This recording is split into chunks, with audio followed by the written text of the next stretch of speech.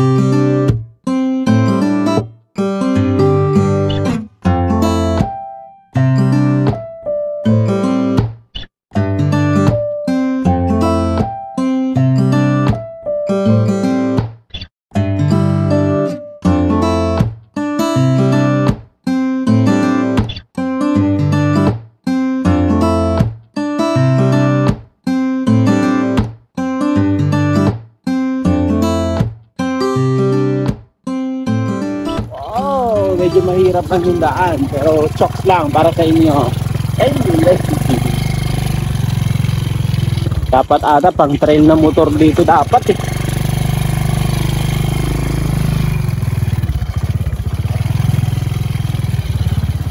Wow.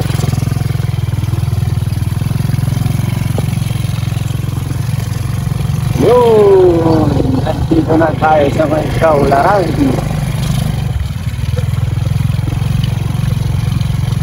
Subukan natin lumapit mamaya sa may water lily, baka pwede tayo lumapit din banda. Wala ko kung mababaw na ito. Lakarin na lang natin.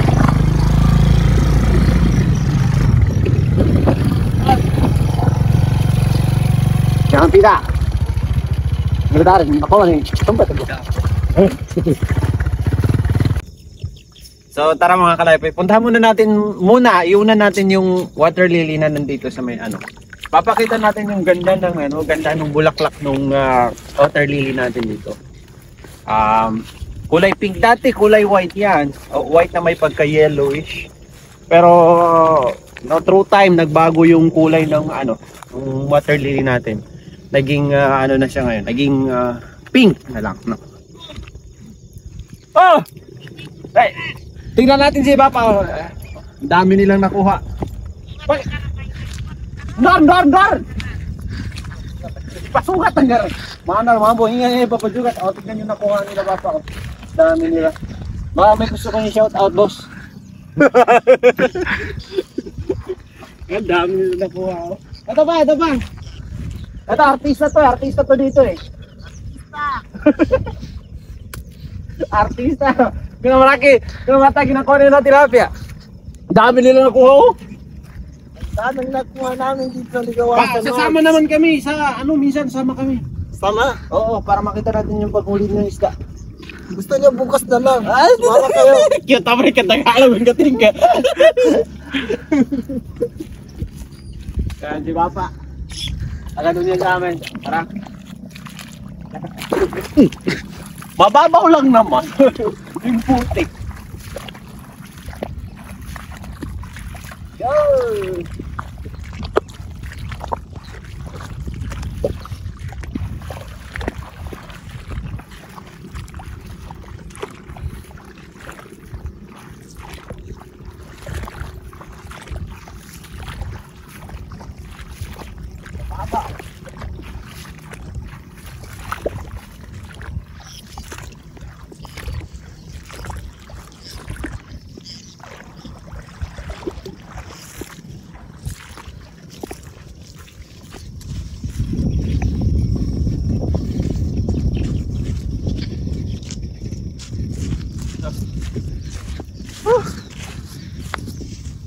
Dito po yung ano. Subukan natin lumapit sa may water lily banda. Doon pa naman kasi may tubig pa naman doon. Diyan na banda yung mga malalalim na part ng ligawasan natin. Pero dito banda, talagang wala ng tubig mga kalay-poy. Pag regular na may tubig dito mga kalay-poy, ang normal na tubig dito hanggang dito. Dito sa kinatatayuan natin ha. Mga hanggang dito. Normal na tubig yon. Hindi natin sinasabi na kapag lumalim. Pag lumalim, lampas tao. So, kung titignan natin yung tama ng El Nino talagang ano. Try, naging tuyo to. Sabi nung dun sa balita, baka umabot daw ng mga hanggang buwan ng May ang El Nino natin. So, matagal-tagal pa. Talagang ano pa to. Hindi agad-agad babalik yung tubig dito.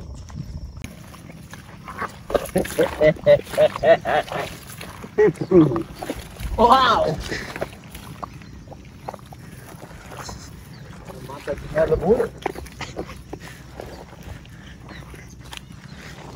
Parang awan yung Kaya mo ba ba?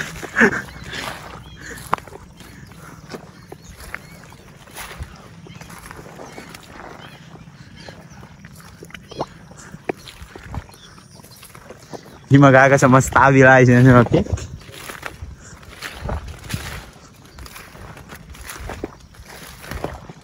Malakad tayo hanggang doon.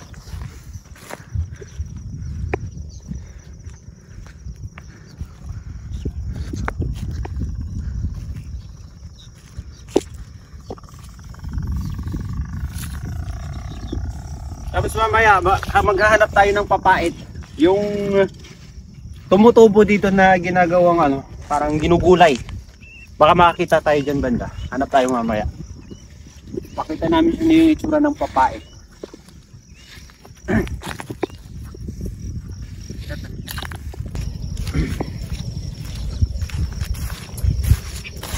Hindi ka to sunod? Pink to tao. Hindi yung gagatos. Yan na ano. Maganda siguro dito mga kalay-poy, drone. Kung may drone lang sana tayo, makita nyo na maayos. Kaya wala tayong drone.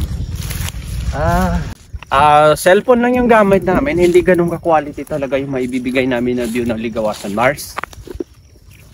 Wala tayong mga gamit. Kung may gamit lang sana tayo, kagaya ng mga drone or di kaya at least man lang no, mga kahit pa paano mga high quality na pang capture or pang video recording, pwede nating makuha ng maayos yung view ng Ligawasan Mars.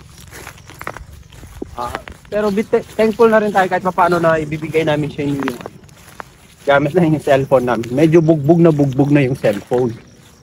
Isang cellphone lang gamit namin.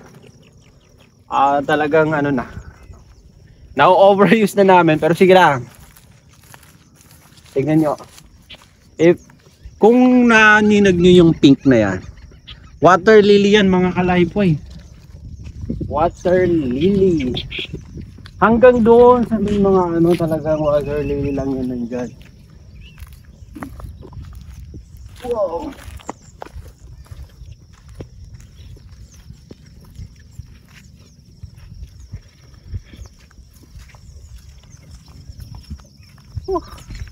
Okay.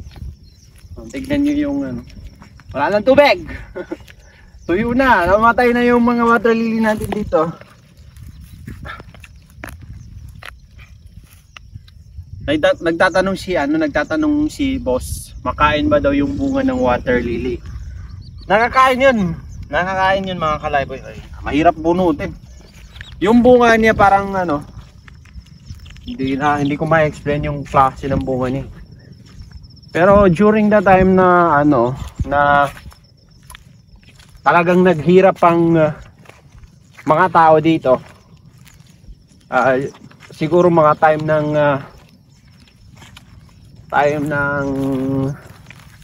martial law na martial law 1972, 1973, 1974 onward, during the time of Marcos. Ginagawa parang niluluto siyang kung yung proseso ng fried rice, yung bunga ng water lily, parang pina-fry yun siya. Parang ganyan sa proseso ng pag-fried rice. Niluluto lang siyang ganun, tapos kinakain. So, isa sa naging food survival na ginamit nating mga Muslim during the martial law, no? Marcos time. And ay paano. So, ligawasan is naging ano natin to, naging takbuhan natin. Naging safety na ano natin dito. Tapos tinulungan tayong mamuhay, isda, lahat binigay niya. So ganun talaga ka meaningful sa atin ang ligawasan, Mars. No? Hindi lang basta-basta ito a type of wetland na pwede natin bigyan ng description. No? Ito yung isa sa tumulong sa atin para kumbaga yung race nating mga Muslim dito sa Pilipinas ay hindi naubos. Ganun. Historically, napakahalaga ng ligawasan, Mars, sa ating mga Muslim. Ganun po. So ito, nandito na tayo malapit sa may water lily. Yan. Sige, lapit pa tayo kasi hindi maayos yung camera natin. Hindi natin makakita na maayos yan. Kailangan natin lumapit. Kaya pa ba? Kaya pa yan. Alang-alang sa inyo para makita niyo yung ligawasan mo. Sabihin pa ng mga iba na daw fake yung videos natin, na hindi daw totoo yung pagkatuyo ng ligawasan, Mars. Ako naman, although na nasasaktan tayo na content creator na sinasabihan na fake yung natin, yung content natin, still, no, we still pursue. Ginagawa natin continuous pa rin tayo. Nahihirapan ako, lalo na yung videographer. Yan, no? Ang ganda. Ang ganda ng kulay, ha? Hindi na siguro tayo diretso dyan. Ano na? At least nakita nyo lang. Ipabalik mo sa kanila to para makita nyo. Yan. Walang halos tubig yan, mga kalaypoy. Doon na lang sa pinakaunahan yung tubig. Kung nakikita nyo yung yung nandun banda, ewan ko lang, wait lang. Focus doon ka mag-focus. Yung nandun, yung hindi yan yung nasa unahan, yun yung nasa gitna, mga kalaypoy, nandun pa sa unahan niya yung tubig, tapos mababaw na. Nakakausad lang yung bangka dyan kasi parang may daanan sila dyan na yung kanal, or ginawa na nilang parang naging daanan na kanal. Tayo na itong pambunga dito. Ang ganda ng bulaklak na. So balik tayo doon para maghanap tayo ng papait at tignan natin yung dito banda. Tara. Ito yung tinatawag na lusay, mga kalaypoy, na matay na. Pag may tubig ito, tumatayo ito sila. I mean, nakadiretso lang sa ilalim ng tubig. Lusay. Yan, oh. Yan. Yan, lusay. Oh. Ang taas niyan kapag may tubig. Taas. Lusay ang tawag dyan. So, yung pinuntahan natin, yan, mga kalaypoy, yan. Tapos dito tayo pupunta sa kabilang side. Ito na lang yung nagiging daanan ng pump boat. Tignan nyo na lang. Parang ang liit na kanal na lang yung nadadaanan ng pump boat papunta doon, palabas. Tapos hanggang dito na lang dito na lang sila nagpa-parking. Diyan na lang sila nagpa-parking, mga kalaypoy, kasi wala nang tubig. Wow! So tara, punta tayo doon. Tinatanong niyo kung ano yung ginagawa namin. Wala lang. Wala. Ito. Ikaw kitiw tuloy sa anak ko.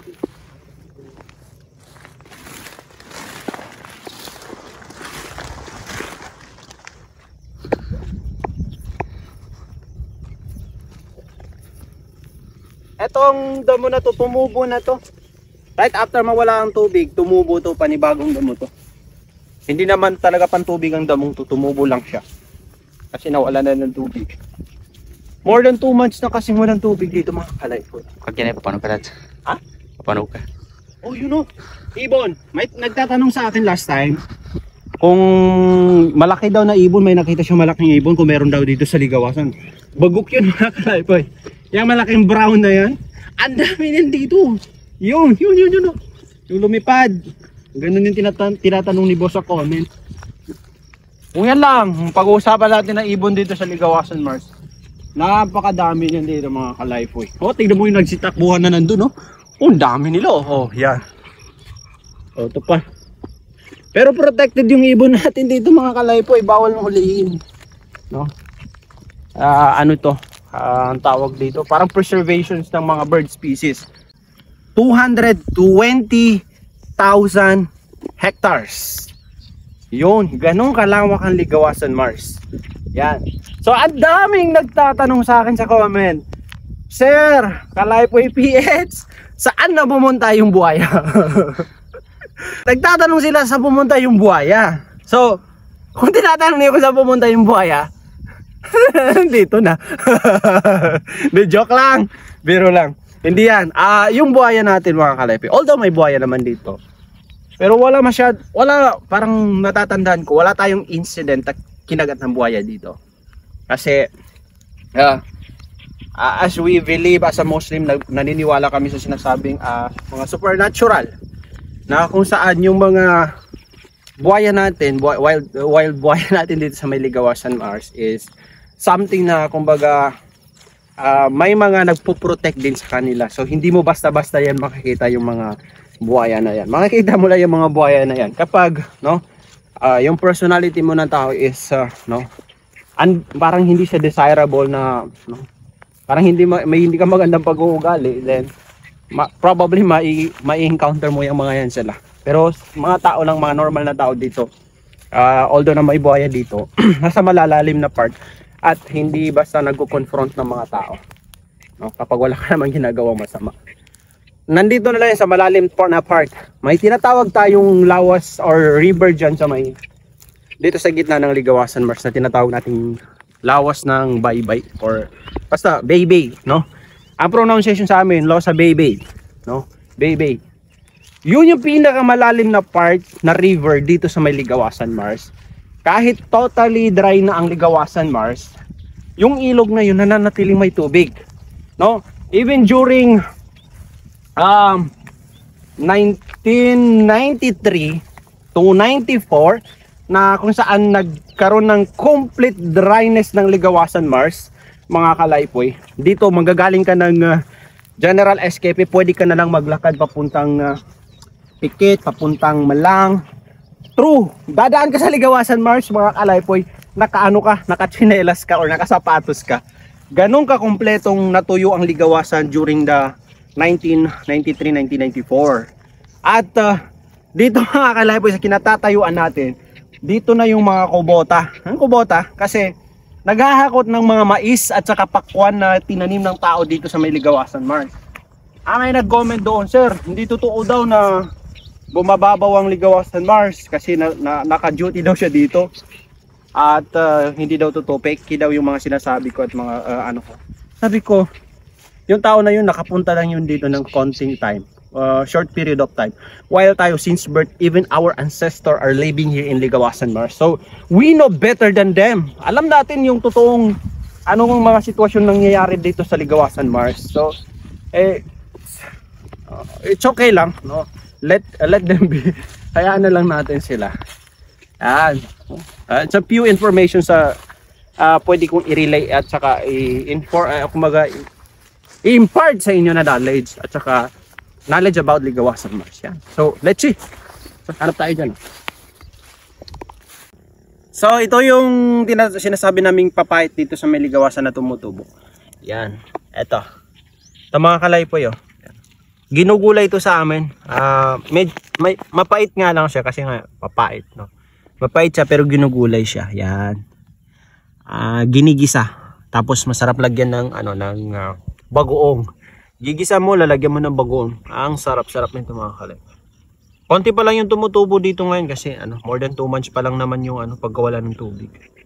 Pero pag dumami ito, yan, mabenta yan sa market. So ito yung other side. Nandun sa side yung pinuntahan natin kanina. Ito naman yung kabilang side. So makakita nyo. Ito yung tinatawag namin na lawas na Makainis. Dito na umano yung lawas ng Makainis. Barangay Makainis. Lawas ng Barangay Makainis. Lawas ng Barangay Makainis. Ay doon yan connected sa kanila. Ito. Tapos dito na side mga ka-live. Wala na rin tubig dyan. Yan. Nasabi ko sa inyo. No more water.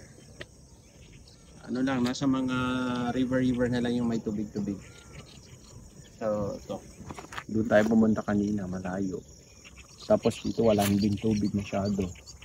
Diyan lang siguro banda yung may tubig kasi yung tubig na nanggagaling sa may Pitupon doon, diyan maano. Diyan bumabagsak. So, yan yung view ng Ligawasan Mars natin dito sa taas na puno mga kalaypoy. Yan nakikita niyo yung pink na yan. Yan yung pinuntahan natin na bulaklak ng lotus natin, local lotus natin dito sa Ligawasan Mars. Diyan na lang talaga yung may tubig banda mga kalaypoy. So masusukal na parte na yan. Yan, yung mga nandiyan.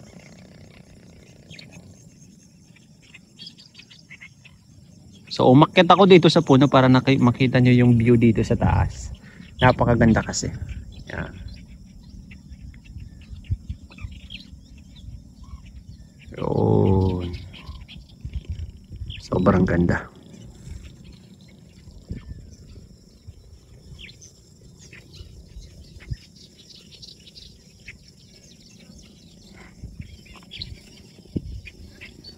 Yun, no?